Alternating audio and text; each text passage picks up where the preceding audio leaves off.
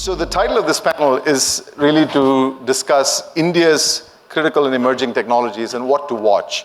And I can't tell you what a privilege it is to sit on a stage with these eminent leaders of their own right in the various departments and agencies that they are part of and have led in their career. And my objective is to really engage in a conversation about what they think are some of the more exciting things for ICET. And as most of you are aware, ICET is sort of the fancy four-letter acronym for what we like to call deep tech. And deep tech means different things for different people. So, maybe I will try to frame this in a way that I think it makes sense for someone like myself and my colleagues, Nick and Arun and Sudhir and others, and we represent what the industry in the capital markets call deep tech. And as a way of giving you a little bit of context, as Anita mentioned, I'm originally from India, went to college in the same alma mater as Professor Sood around the same time. And I just acknowledged to him that I want to discuss my grades and my performance in the college when he was there and I was there. But that notwithstanding, I left and I went to the US, and spent 30 plus years there. And when I was in the US working for Intel, another place that Debjani and I have overlapped, we used to talk about PC penetration, which was one of the metrics that we would think about when we think about large markets. And India was minuscule, de minimis percentage of people had PCs. And this is, I'm talking in the late 80s or early 90s. And nobody even thought about smartphones. And forget broadband, which is another topic, Dr. Abhay is acutely familiar with because he worked on many of those projects in communications. Fast forward 20 years later, and I'll give you the statistic, India now represents in mobile data penetration at a level higher than US and China put together in terms of data consumption. Now, some of you might argue that it's all, people watching Bollywood and cricket. Nevertheless, whether it is for entertainment, whether it's for information, healthcare, education, or any of these things, it requires a fundamental rebuilding of the technology infrastructure, which in large part is required if you are to think about advanced technologies like artificial intelligence or advanced manufacturing or looking at robotics or things involved in sensors and IoT and all of these things. So in our definition, the kinds of technologies that are close to the metal, as we call it, metal being silicon or semiconductors, are the ones that we get excited about.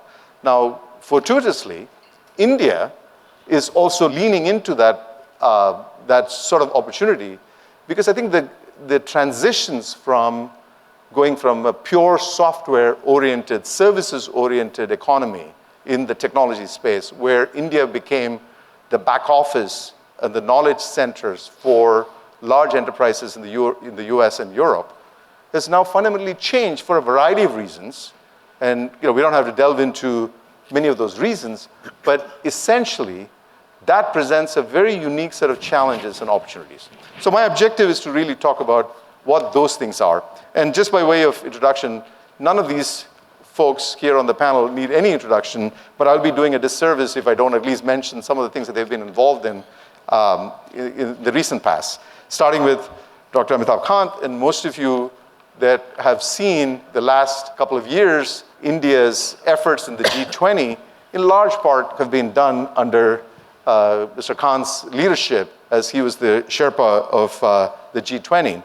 And the G20 itself is a forum that drove a dialogue about the global priorities, especially driven by these large economies. And I just wrote down, green development, accelerated inclusive and resilient growth, progress on SDG, sustainable development growth, tech transformation, and multilateral institutions for the 21st century, and last but not least, women development and skills development were some of the key priorities that the G20 drove.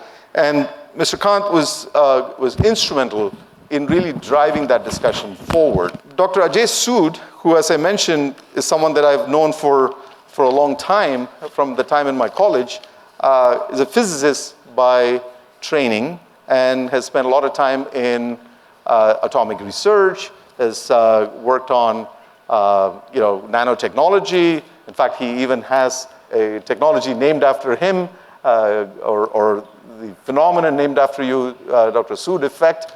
I think that's the pinnacle. When some core technology or an innovation is named after you, then you have arrived. And clearly, Dr. Sood has lots to his credit in that context.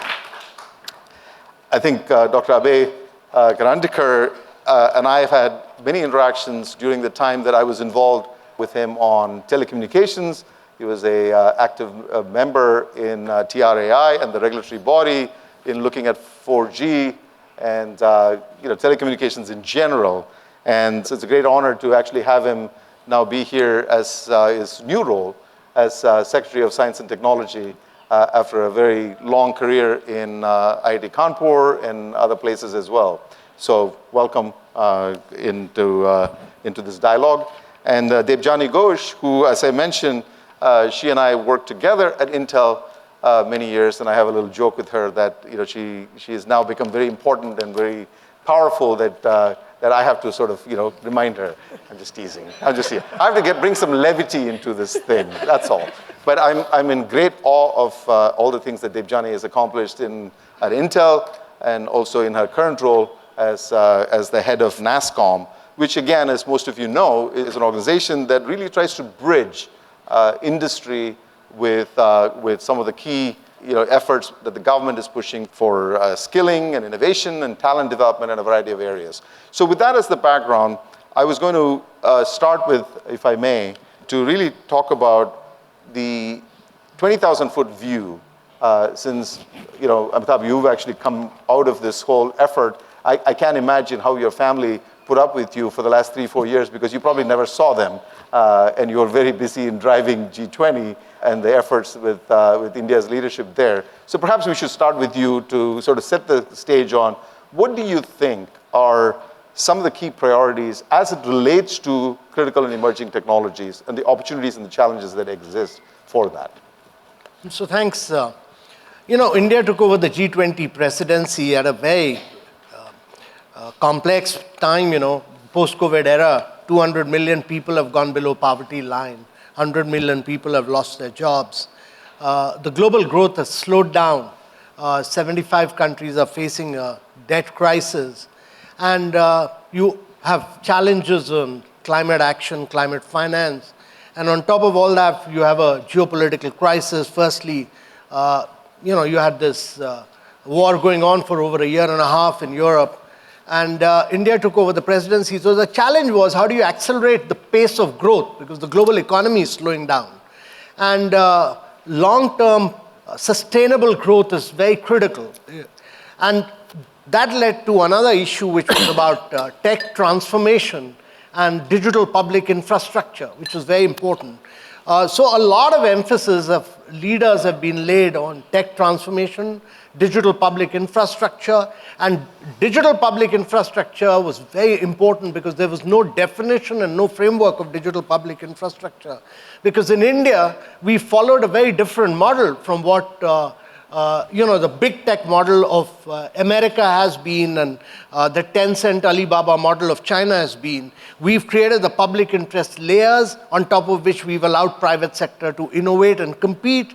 So every Indian has a digital identity. Every Indian has a mobile. And over 1 billion people today have smartphones in India. We do all our digital transactions are through our mobile. Nobody goes to an ATM machine. Nobody uses a checkbook. Nobody goes to a physical bank. We do 11x more digital payments than what America and Europe do together. We do 4x more than what China does together. So identity, then mobile revolution, fast payments, then paperless, cashless credit. And then you had a whole range of new startups who started using this for wealth creation. So you have Zerodha, you have Grow, you have Upstock, who took wealth creation to tier 2, tier 3 cities and into rural areas. They all this money started flowing into the stock market, which was all cashless, paperless, and within 30 seconds you could do a transaction on your mobile. And then a completely new set of startups like Digit and Acco who started providing insurance. When I was growing up, it used to take me enormous amount of paperwork, but today in India, you get an insurance in 30 seconds flat on your mobile through these young startups. So huge amount of revolution in the digital public infrastructure. And our view is, in India, we do 600 schemes of the government. We put money straight into the bank account of beneficiaries. We didn't give large packages like the Western countries gave during the COVID period. We put money straight without any leakages. And during the COVID period, 2.2 billion COVID vaccination was all paperless, cashless. All paperless, cashless in India. So that has been the extent of digital transformation in India. But I think the next wave is really going to be about what the G20 leaders talked about, was about tech transformation. How do you do deep tech? And how do you use AI to bring the next bit of revolution? How do you use this vast amount of data which Indian citizens have provided through the mobile telephony? The data is vast, and how do you use artificial intelligence to find solutions to many of the SDG goals? How do you ensure that citizens are able to have better learning outcomes, better health outcomes, better nutritional standards? And that really is the power of deep tech. Using AI, using drones, using satellite, on which a massive amount of liberalization has been done in India. So bringing in patient capital to solve some of the most complex problems of the world. If you are able to find the solutions to the challenges which India faces with its 1.4 billion people, you're finding a solution not for the 1.4 billion people, you're finding a solution for the next 4 billion people who are moving from poverty to middle class. And therefore, deep tech is really the key. Finding patient capital, getting venture capital funds to get into new areas of growth, completely new areas of growth is really the future. So, and that solution you can't find in the United States. Right. You can only find in India. This is fascinating because I completely agree with what you said, because in the context of what India has been able to accomplish in this digital public infrastructure that you've created, I don't think there's any example of any sovereign government having pushed a infrastructure for public benefit in a manner that actually leapfrogs private industry's efforts. I mean, the only example that I can think of which is not government driven was the effort that Japan did with what they called iMode, which is the NTT Docomo's effort to really connect people and really make frictionless transactions to happen.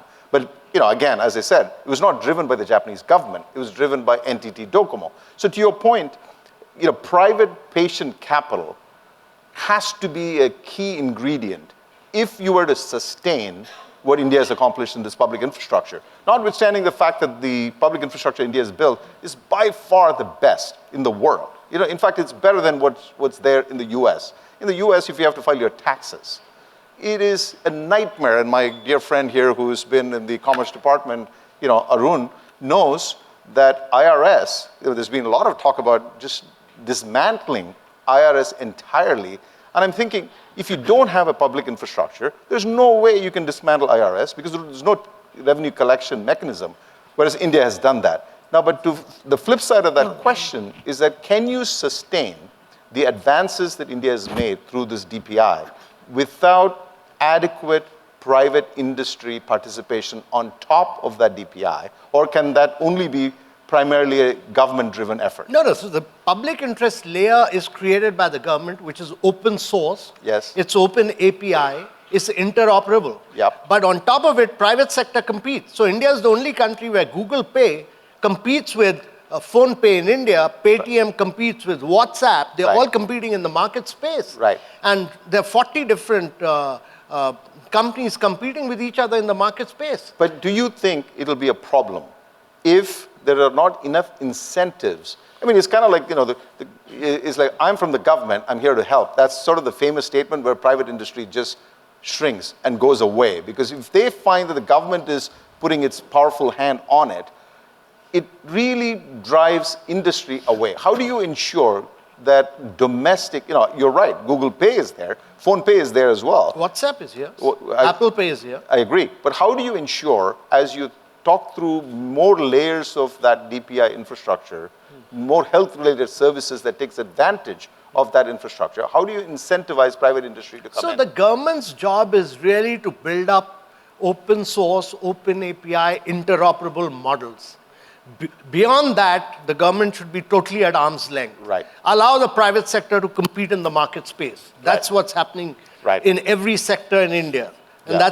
that's what should happen. Yeah. It should be all innovation, because you're making it interoperable, all innovation must be driven only by the private sector. Yeah. The market will reward the best innovator. Right, right. I want to come back to this in a second, but before I move to another topic on this with Dr. Sood, in your position as the Sherpa at the G20, can you think of any other country that, forget even exceeds what India has accomplished, attempts to think about DPI in the way you're articulating it? Is there any other example, any other geography?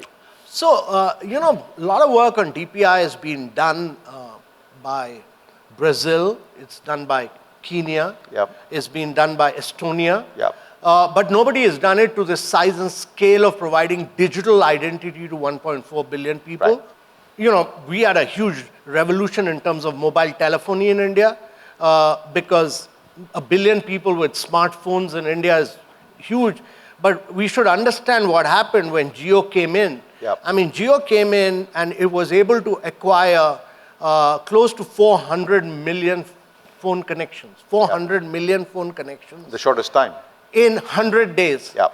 The cost of, because they were able to acquire customers because of the digital identity, using either the iris or the digital identity, in 30 seconds flat, the cost of customer acquisition had fallen from $150 to less than $1. Right. And that is why the cost of acquisition in India has fallen because of the digital identity. Right. And now with insurance, wealth creation, or cashless paperless credit, we don't use paper at all. It's all digital transaction. Yeah. It's a fascinating point, and I want to come back to that, but I think, So what BIS said, what India has accomplished in 8 years would normally have taken India 50 years, the Bank of International Settlement, in his recent study. Yeah. It would have taken India 50 years to accomplish. It has technologically pole vaulted. Yeah. I want to come back to some of the unintended consequences of that, and that's probably a longer topic, but, Professor Sood, I want to ask you, as the principal scientific advisor for the government, and as you think about the DPI, which is just a proxy for many key deep tech initiatives. It just so happens that the government has established that umbrella, but underneath that there are numerous innovations and priorities that one has to develop. So from your vantage point, what are some of those priorities that the government is looking at? So thank you, Sriram. Just a 5-second introduction to what our office does. Please. So Principal Scientific Advisor Office really cuts across all ministries and all departments wherever S&T intervention and policies are needed. Right.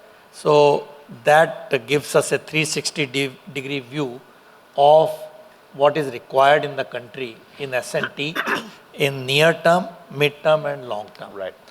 We have 2 instruments under that.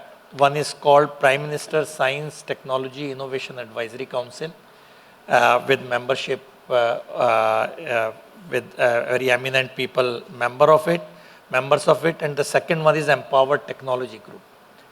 Now both of them are chaired by PSA. Under PM Strike, that's why I am coming to, I'll just mention 3 initiatives which were discussed and taken up even before I joined, and they have taken shape. One of them, which is very much connected to technology and taking shape, is the quantum mission. Second one is the recently launched Anusandhan National Research Foundation. And the third one is the deep tech startup policy, where our office has coordinated a large number of stakeholders to come up with a policy framework, what needs to be done. So all these 3 have links to the CET, as you call it. So the quantum mission is now announced, as you know, and really steered by Department of Science and Technology, along with another 4 ministries. Ministry of Space is involved, MIT, Department of Telecommunication, and so on. The second one in ANRF, which is a unique experiment, again, Department of Science and Technology is the administrative department, but it has all the stakeholders, and the highest body is chaired by Honorable Prime Minister. Now, in that, a unique experiment is being taken up where the funding from that is only 30% from government or 33% from government, and it is envisaged that the remaining one we will create instruments which are appropriate and which could be new also to bring other private partnership in our fold. Now that's a very unique thing. So this ANRF does not touch any of the funding in S&T which is going on. This is over and above that. So this is one thing where the synergy between academic institutes, R&D research labs, and private sector will be absolutely essential. Yeah. And we need to work on that, what will be enabled by that. Yeah. And also take up challenges which are not being done by the existing funding agencies. Yeah. And the third one is the deep tech startup policy, again taken up in PM Strike almost a year back, where Debjani ji made a presentation. And that policy now is ready, and it will be taken up by DPI IIT. You know, they are our nodal point. So what enormous consultations have gone on, which includes almost 230 consultations and various stakeholders. But the good news is that there is a very good policy framework prepared, which will do over and above the startup policy which exists now. Yeah. So what is required for deep tech, as you mentioned, which is not the same as the startup, normal startup, but this is beyond that. And that is what, there are many instruments, and later on we can talk about it. Yeah. There are almost 7 or 8 instruments which have to be done for this sector, and we will come back to that. Yeah. So these three. I want to come back to that, especially in the context of what Amitabh ji said about, patient capital and incentivizing private capital. But before we do that, I want to go to, Abhay, you've been very involved in the infrastructure build out on 4G and 5G. And, today we talk about the fact that, DPI is such a huge success in India. It couldn't have happened had it not been for a geo or the spectrum policy and the infrastructure having gotten built out. And as Secretary of Science and Technology, you're dealing with that. How are you thinking about it as we look at 6G and things beyond it and machine-to-machine connection? Because at the end of the day, it's not about just connecting people. It's about connecting people that are connected to things, and those things have to be connected. That's a very complicated set of issues. How are you thinking about it from a policy standpoint? So I think, let me just take forward from what Mr. Amitabh Kant said about the digital public infrastructure and the point that you made. India has done extremely well in rolling out one of the largest telecom infrastructure in the country. In fact, in 5G, we have surpassed in terms of number of base stations that have been deployed and have become a very fast growing market.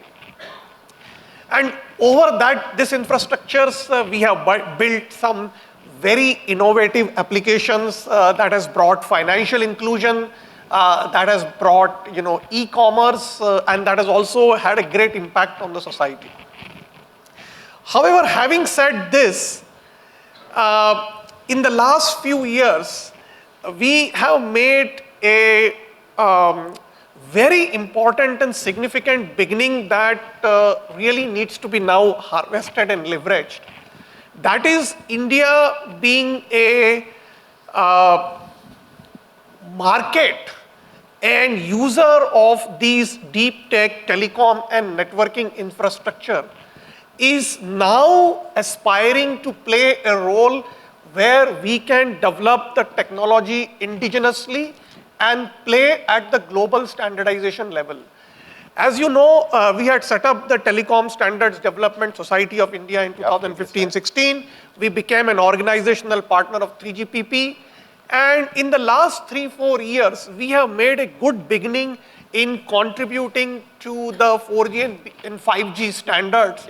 And although, we had a small beginning, but I think right now, we are really rightly poised to drive beyond 5G and 6G standards to really make them to address our country's unique requirements, both in terms of what Mr. Kant said, in size and scale, and also very unique requirements in terms of the diversity of the population that exists here, the heterogeneity that exists here. Now, at this point of time, I think a time is really very ripe where we have the right potential and talent. We have one of the largest market. We have the enabling policies to develop an ecosystem where we can develop the deep tech startups in the area of, for example, the fabless semiconductor design, the telecom infrastructure equipment. We have some small beginning like in the form of companies such as Tejas Networks and Sankhya Labs, which were now a part of the Tatas, and they are now rolling out the 4G networks in the BSNL. But that is like a very small beginning. From there, to come to a place where we can have these deep tech startup companies which can innovate and really build an underlying transport infrastructure for already created DPIs and the applications and the use cases, we really need not only the patient capital, as he said, but the patient capital for such deep tech startups which can really drive the innovations. Which, by the way, is exactly the role that firms like ourselves, Celesta plays, because we are committed to that. But I think you bring up a very interesting challenge, which I want to sort of shed some light on, and that is, we all, you're an expert in telecommunications standards and IP and infrastructure and all of that. There's a company in the audience, one of our companies, who focuses on IP development. This is a company based in Delhi. And this company that we have invested in focuses on working with the Nokias and the Qualcomms and the others of the world. And that whether it's Professor Paul Raj is here, and Paul Raj and I have fought this battle in trying to drive WiMAX as a very big technology forward with IP, and we failed miserably, against the power of 3GPP and 3GPP2. So the question is, if science and technology from the Indian policy framework is not focused on IP development in key infrastructure areas, how do you expect to compete in a global market which is ruthless? I mean, Qualcomm is not sleeping. As much as they might say they will put more infrastructure, more R&D centers and all of that, which is fantastic for India, it is with a singular goal of controlling the IP development for that technology. So if India is not prioritizing that, how does that work? No, I think you're absolutely right. In fact, we are prioritizing, not only the intellectual property generations, but also two things.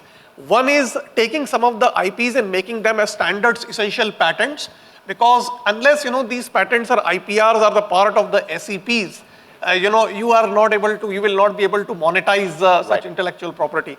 And secondly, emphasizing on these translational research, which can actually convert these IPRs and patents into deployable products and technologies. So I think that is where the emphasis is needed. In fact, from the Department of Science and Technology perspective, we have launched a major mission on the cyber physical systems, which is running about 25 mission hubs across the country. And the entire focus of the mission hubs is to develop intellectual property and translate that property into the deployable technologies and products. Now, the gap, it is where the gap is, and again, I would come to the point of that once, you have developed an IP and which can be developed through incentivizing the research and innovations in academia, in the industry, the gap is that once you develop an IP and take it to the standard, You want to then translate it into a research and you want to have innovative startups. You really need investment in the startups because there is a long gestation period for such deep tech startups. I want to come back to that, but I think, Debjani, I want to pull you into this conversation because I think NASSCOM plays a very important role, and one of the things that I know you have as a priority is skills development. And really looking at, if you look at the past 30 years, I don't think the Indian IT industry could have developed as wonderfully as it has without the efforts of NASSCOM. And inherently, it didn't require a lot of CapEx. And so, there was the NIITs of the world and, IITs and others who were actually churning out, people with an aspiration to become software engineers. So you had a low friction point to drive that kind of a skill set versus some of these new areas we're talking about, whether it's in semiconductors and telecommunications. It's very capital intensive. The skills are not there. In fact, we were just, Professor Paul Rogers, is the chair of the ISM, and we look at the number of people that are focused on VLSI design. India's infrastructure for churning out more VLSI engineers is woefully inadequate. I mean, I would argue that you would find Mexico or Vietnam having, more efforts to actually churn out more VLSI-based engineers than what India has, not in terms of capability, in terms of incentives and drive to make that as a priority. How do you think NASSCOM plays a role in driving that agenda? I'm glad you said that not in terms of incentive, but capability, because let's not forget, India does have one of the largest semicon design hubs in the world. Clearly. Right? No, I completely agree. And a very captive audience when it comes to semicon talent. Well, right? in fact, you'll remember, Intel's Centrino chip was designed in Bangalore. Absolutely, and so so I much don't more. question that. And so I think, much. but what you're entering into is a phase where you need hundreds of thousands of people that can actually do that. What are the policies that you need to be thinking about for that? So it's really about skilling at scale. And right now, in fact, NASSCOM, along with the government, runs the skills DPI for India for deep tech. It's called Future Skills, where the goal is, and this is funded by government, run by NASSCOM because we get the industry to run it. It's all about ecosystem. It's about industry coming in, figuring out the curriculum, in fact, we've also worked with government to say if industry brings in curriculum, give them credits for it. So the National Credit Framework, which just got launched a few months back, it has completely disrupted the higher ed ecosystem because now we are saying, you bring in your content, and if your content is good, we'll give you the credits. So this can just scale, right? And the focus right now is to, we already training around 1.5 million students. And by the way, one of the interesting facts on this platform, on Future Skills, is 85% of the students are from Tier 2 and Tier 3 cities, which shows that India as a talent hub is expanding beyond Bangalore, beyond Hyderabad. Now, what is needed, to your point, is to ensure that we focus on the right areas, right? AI, founding technology. So within AI, there's tremendous focus to build the basic capabilities so people have a foundational knowledge of how AI works, and then they're able to unlearn and learn as quickly as the technology changes. Cybersecurity, another huge foundational layer, right. And tremendous focus on building those skills because they get weaved in. We have started work with the semicon industry to figure out how we can significantly scale up the semicon curriculum as well as outreach. Because even the curriculum that exists today needs to get upgraded. And I know the IITs have been working on that. So we are talking to them, we are talking to the Intels and the Microns and everyone to figure out how do we build out a curriculum that will help us achieve the goal, but in a shorter span of time. Right. For example, some of the companies today in these emerging technology areas are coming out with curriculum that is not theoretical, but practical, completely practical. And we're getting the credits for it, right? And this is the need of the hour. And to your point, India today has the largest public-private partnership on building deep tech skills, which is the Future Skills program. And the goal is to scale it now 100x. But I want to come back to a point that Mr. Kant mentioned, which I think is the pivotal point of this, which is the private patient capital working in conjunction with government-related programs and such. I mean, you're well aware, TSMC made a huge commitment to put a huge factory in Arizona, only to come to a conclusion that they were not going to do that, not because of lack of capital, not because of policy support or any of that, because of lack of skilled labor. Absolutely. And if a country like US is unable to churn out what it takes for the next generation semiconductor manufacturing, how does India address the problem coming from the bottom of the stack not in N-2 technology, in N-5 technology? So how do you bridge that gap? Because unless you do that, I mean, you would recognize in the NASSCOM of the prior years, you had this giant sucking sound in the US and emerged markets, which had the demand for skilled software labor. Now, that exists for skilled hardware competency, but India is nowhere able to provide advanced material research, advanced lithography training, VLSI design. None of that is there. So how do you bridge that gap? You have to bridge the gap through industry collaborations and partnerships. That's the only way you can bridge that gap. And you have to think through a little disruptively that, okay, for example, Sriram, I absolutely don't believe that you can teach everything to every student and have them be ready to enter the industry, because 5 years, they enter the industry, the whole landscape has changed. Yeah. Whatever it is that they have learned. Right. I think the biggest thing we have to focus on is the foundation. How do we train them on the foundational technologies? Right. So that they can build on it? How do you train them to solve problems? Yeah. How do you train them to, it's the earlier so-called softer skills are now becoming the real hard skills that's required. That's right. And I think we are actually changing the focus. The catch-up strategy is not going to work. That's exactly right. And you and I know that. Exactly, which is what I want to come back to you on your first point that you made.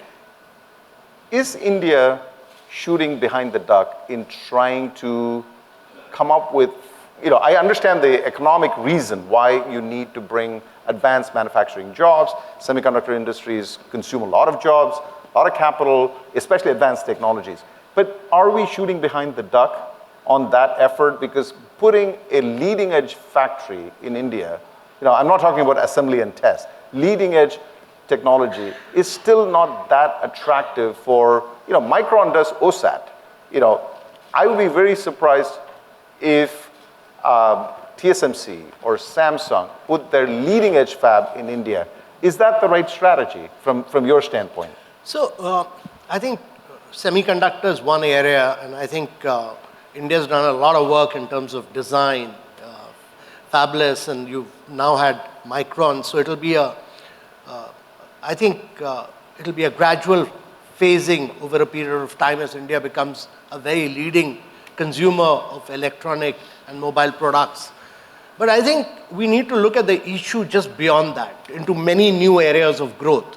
I mean, whether you look at electronic, whether you look at electric mobility, whether you look at battery storage, whether you look at green hydrogen from a climate perspective, all these are new emerging areas of growth where a huge amount of technological disruption is going to take place. And India gives you that large size and scale to be able to do that, which we've done in renewable. We've brought down the cost of renewable to such a low level that we've been able to do about 185 gigawatt of renewables in India, and our target is to do 500 gigawatt. But my view on that is that it's when we started the Startup India movement in 2016, we just had about 145 startups. Today we have 110,000 startups. We have about 110 unicorns. And we need to follow a very similar strategy for deep tech. The government needs to step in and create a fund of funds, and a large fund of funds which allows a lot of VC companies like yours, VC funds like yours, to do due diligence on a range of areas. So you have a large number of Indian companies doing work on deep tech areas. I mean, you look at space, huge number of young Indian entrepreneurs doing remarkable work. You look at battery storage, you have companies like Log9, Chakra Innovation, many of them doing enormous work. You look at health, huge Nirmay, non-invasive breast cancer, a huge number of companies doing innovative work. But you need patient capital to flow in, and therefore the government needs to really create a large fund of funds, enable a lot of VCs to do their due diligence and do risk sharing with VC funds like yours, and get a vast number of deep tech funds to fund these young innovators of today. Right. And there you'll see a huge number of blossoming out of deep tech young innovators, because they need patient funds which will come from you, but that risk sharing will be done by this fund of funds. Well, you're music to my ears, because whatever you're saying, Arun, I hope you're writing down, because I think you've got one completely sold customer here who is willing to, push your agenda in Delhi. But I think, Professor Sood, if that is the... And that fund of funds would really lead to a huge number of VCs coming in and bringing in the biggest disruption of the world in deep tech. I completely agree with you on that. I think, that said, in the US, one of the key drivers of innovation and the startup ecosystem is really this whole university capability. And, Stanford and Berkeley and other universities. And Professor Karandikar, you've been there, IIT Bombay and IIT Kanpur and stuff. And I know that IIT Madras is doing a lot of interesting work. We're actually investors in a bunch of companies coming out of IIT Madras. Do you see a way that the universities can actually be a channel from the government to actually create incubation centers that actually attract private capital to actually fund these companies? Because at the end of the day, these companies are going to get created, these deep tech companies are going to get created from fundamental technology innovation coming out of these universities. So do you see that as a way of getting there? Yeah, I think it is already happening. As you rightly mentioned, that in many of the universities, we have now these incubators. Initially, in fact, when the DST itself had supported the incubators, most of these incubating companies were focused on IT, information technology and other things. But of late, recently, many of these incubators have been focusing on deep tech stuff like, hydrogen energy or, EV battery storage, even, quantum space, the defense technologies. So that is actually sort of happening. And if we create a fund of funds and enable these startups, I think it will definitely accelerate the translation of the research. Yeah. But one more point I want to mention, which Professor Sood mentioned of, as you know that the government Parliament has already passed the bill of the National Research Foundation, NRF. Yeah. Yeah.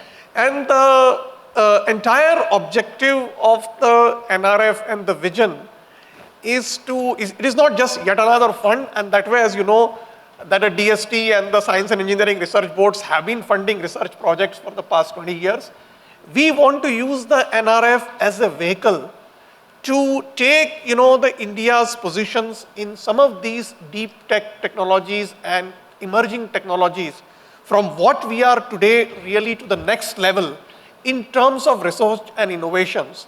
And parallelly, if we create an opportunity for translating these research into the technologies and products through these investors and through these VCs, then I think we will be in next 5 years, I think we will be in a position to lead at a global scale. Can I just add a point to that, right? While patient capital is a starting point, it's absolutely needed in order for us to grow the deep tech ecosystem. We have to ensure it's patient capital for India. Because one of the biggest problems today is, first of all, it's around less than 20% of the startups that get funded, and that's usual, fine, we understand that. But out of that 20%, 90% of the startups or more that get funded are the ones that are building for US, for global use, because the money is coming in from there, right? There are brilliant startups that are building for rural development, that are building for accessible healthcare or energy, agriculture, or manufacturing, who get zero funding today. Because there is no VC appetite, there's no global VC appetite for that. So I think as we do the fund of funds, we have to figure out how do we ensure that it is actually getting utilized for Indian innovation. It's an excellent point. So you had to make a point. One more. very critical point which I wanted to add on to that is that it's very important that India gets its large insurance companies like LIC, Yeah. gets its pension funds, Yes. which have huge corpuses, Yeah. and get its large Indian companies to put money into deep tech. Right. Very, very important. Funds, yeah. Indian insurance and pension funds are not putting money into the Indian startups. As a percentage of allocation of their overall assets is de minimis. But you're right. But I want to go back to the point that you made, Debjani. I think that we have a few investors from the Middle East. And the Middle East is also trying to do the same thing, which is, as we all know, the Middle East is flush with cash. Some of the largest sovereign funds are all Middle East based in UAE and Saudi and others. And they do have this requirement that if they were to put patient capital into funds or companies, they want to know what those funds and companies are going to go do for those regions. And that's a bar that you have to cross. Yeah. Now, how do you contrast that with the earlier statement about the fact that every company that's actually involved in technology, whether it's in Middle East or in India, is actually, technology is a, universal equalizer. You can't build technology for the borders of a country. You have to build it for global reach and appeal. While I accept the point you're making that there are certain sectors, like agriculture, where there might be a greater need in India, and I disagree with your point that it's not attracting a lot of patient capital because we, as Celesta, are really funding those sorts of companies. We are funding companies in agriculture, so there are lots of It'll cases. be a handful that I you're agree with funding. that, and I'm happy with being one of the few handful people that do that. But to your earlier point, if you build this barrier that requires patient capital to continue to develop technologies for a specific market versus a global market, do you not think that there's sort of an inhibitor for that patient capital to flow through to those opportunities? I'm not saying build for boundaries. I'm saying build for different use cases. Yeah. And the use cases do differ, right? Yes. So, and DPI is an excellent example True. of how you're building for an extremely inclusive use case, Yes. which has not been the traditional big tech mindset. Yes. In the traditional tech world, you have built end-to-end platforms that revolved around one company so that everything in the platform, the ecosystem, would go to that one company, Yes. right? That's how it's not about good or bad, but that's been the traditional play Right. in technology, right? What did DPI do? And to your point about incentives, what did DPI do? DPI completely disrupted that ecosystem and created an open ecosystem where the data, which is what we all live for, goes to the ecosystem and Yeah. not to one company. Yeah. There cannot be a bigger incentive than that for industry. That's a fair point. What did it do? It created a level playing field with respect to data, with respect to insights, and customer access. Yeah. This is the biggest, we don't want the financial incentives. This is the biggest incentive that industry got, which enabled, to Mr. Kant's point, a PhonePe, a startup, to compete and in some cases build, even beat a company much larger than PhonePe and much more successful. You're absolutely right. And I think if you're wildly successful in skilling and all of that, the unintended consequence of that is that the cost of those skills is growing disproportionately relative to some of the other markets. As a consequence, companies that are looking to leveraging those skills look for other markets to go to. Capital is like water, right? It finds the easiest path to flow, and if those easiest path is lower cost, lower friction, it'll go to that. Anyway, I don't want to dominate this conversation. I'd like to invite some audience participation and we can continue. Are there any questions from the audience that want to join this conversation? Yeah, there's a question from the back. Manoj. Can you get a mic, Manoj, please? Thank you, Sriram, for referring to us as an IP patent portfolio company that is building technology within patents to generate better quality patents. And to the point, my question to the panelist is that if you're creating a large fund of funds and bring in venture capital and private equity and accelerate the generation of deep tech, my question would be that can IP be a key metric in measuring the outcomes in terms of innovation? And so the deep tech is really deep tech in relation to the earlier point on 5G moving to 6G, we already see significant number of standard essential patents coming up. And India is not contributing to it. While we may be contributing to setting the standards, we are not contributing to creating the standards. So maybe perhaps Professor Karandikar, you can respond to that. No, I mean, IP can be one of the metrics, but ultimately the success of any industry or startup is that they are able to generate business and have an impact in the market, right? So obviously in such deep tech startups, intellectual property and patents will be the starting point, the innovations. But that is only one of the metrics. Ultimately, it needs to generate a venture and a business that can really penetrate the market and have an impact. Well, that question really, underlying in that question is a implicit question, and that is, disruptions or unique opportunities. Yes. One of my favorite mentors would tell me that a recession is a bad thing to waste, because that's when everybody is afraid, you get greedy. When everybody is greedy, you should be afraid. And he would say that if it is, if there's a disruption, if there's a recession, that's when you need to invest more. And in that context, when these transitions occur, whether it's in artificial intelligence, whether it's in, what DPI has enabled, or it's in 6G, these disruptions are perfect opportunities for India to sort of leapfrog other geographies and other markets, right? So in that context, if you take his question about IP, it's in the context of 6G. Because, we've 3G, 4G, 5G, we've missed the boat completely. We are beholden to 3 companies, 2 in Europe and 1 in US, they control it. Yes. Now, we can say whatever we want about our desire to lead, you can't. So this new opportunity that you have with 6G, if you were to build a moat, what other ways can you build a moat other than IP?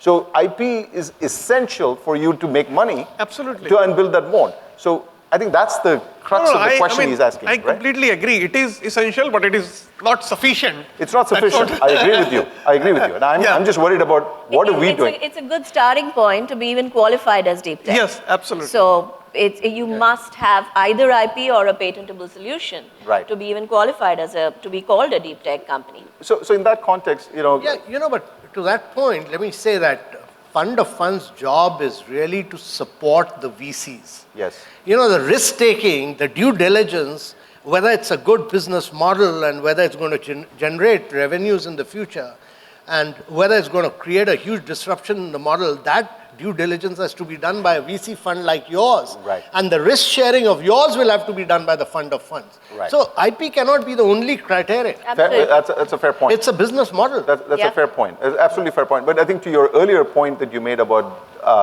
the public infrastructure, do you see that as a key differentiator that India can have relative to some of the other innovations that other geographies are pushing, and use that as a mode?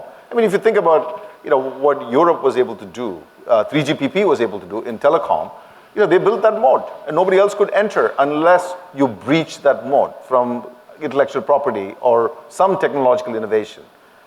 So Can DPI be that? So my view on that is that India is now linking up DPI with AI.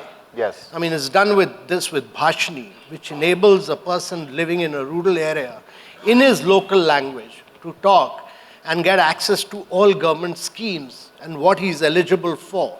Sitting in some far-flung area, he's using the power of artificial intelligence on DPI to be able to access that benefit. Right. So what you will see is the power of DPI being used across. Yeah. We're using it in education through Diksha and Swayam. Yeah. I mean, I've been to some of the most backward villages in India, in Nagaland, where using a mobile, you get the best education classes screened in the local language through Diksha. I mean, that's happening in India. You're using a startup like Imbibe. What do? I mean, in Rajasthan, you're using the power of AI to say that the learning outcomes in maths are very poor for these students, and then providing them additional classes. And we're doing this, we run the biggest health insurance scheme, 500 million people under the Pradhan Mantri Jan Arogya Yojana. 500 million people insured, totally paperless, cashless. You can be moving from Tamil Nadu to Bihar carrying your insurance. It's all AI driven now. Sure. It's all AI driven. I think that's a good segue. I think no panel is complete without talking about AI. So Professor Sood,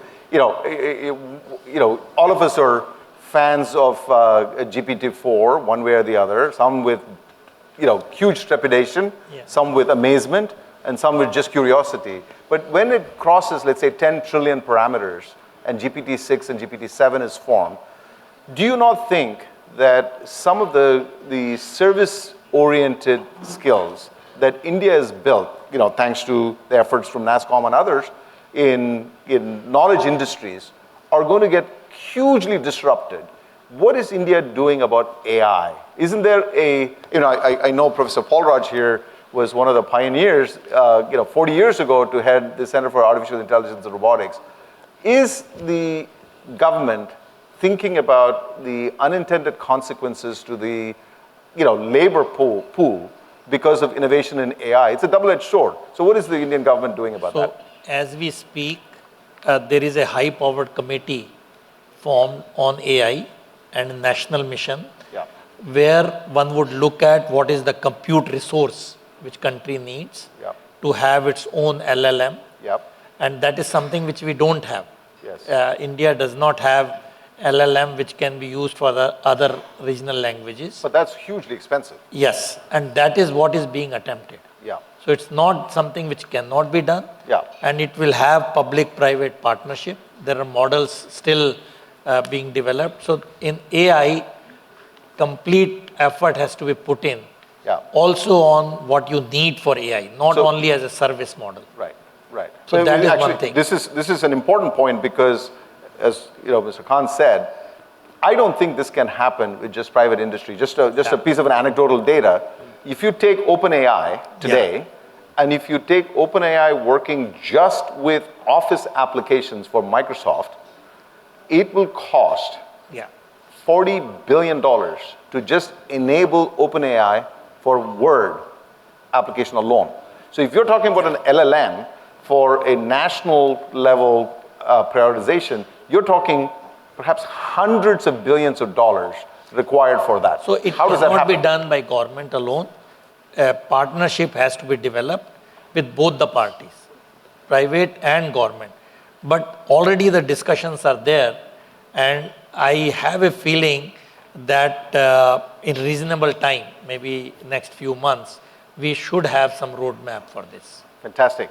Well, I'm going to, before we close, I would like to take maybe one or two questions to finish this panel. And there's lots of interesting topics that we can delve into. So keep your questions very brief. And hi, Piyush here. I think there is one debate which has been going on, which is data is what drives AI. How does the government sees this balancing with the convenience, power when you use any of these things, and the data privacy and confidentiality? Sorry, what was the second part of the question? Data privacy. Data privacy and confidentiality. Who wants to take it? No, I mean, as was pointed out earlier also, that the sheer size and scale of our country and the diversity offers a lot of opportunities for innovations in that. And I think that is really the opportunity which the startups and the industries can gainfully exploit. And this itself, as I think Debjani also mentioned earlier, is a good enough incentive for the private industries to develop applications and use of AI in the different sectors. Now, regarding the data privacy, I think we are already, regulating that in the manner which protects the interests of our citizen, and the data is used in a manner which finally benefits the citizens itself. So I think with that, I would say that we are in a very unique position where we can drive innovations which has not happened anywhere else in the world. In fact, compared to what we've seen with GDPR, etc., I'm sure many of you in the room have gone through the India's data protection bill, or that's come out recently. It's a very progressive bill, because when you look at it, what it has done beautifully is created a framework. It's created a framework, and it will determine the regulation bit more with rules, which it is working actively with industry to figure out what the rules should and shouldn't be. So, while no one has figured out the balance between innovation and privacy, but I think we're in a good place because we've created the right framework, and a lot of industry input has been taken into the creation of the framework, right? Which will allow us to figure out, I think, somewhat of a good balance without compromising security and privacy completely. Well, ladies and gentlemen, this is as fascinating as it can get, and we can keep talking about this for a long time, and I'm sure you would all want to grab a few minutes with our esteemed panel here. Mr. Kant, Professor Sood, Professor Karandikar, and Debjani, delighted to have you on the panel. Fascinating, and I can, as I said, I can spend a whole evening, talking to each one of you on all of these topics. Thank you for accepting to being on this panel. Give a round of applause, please. Thank you.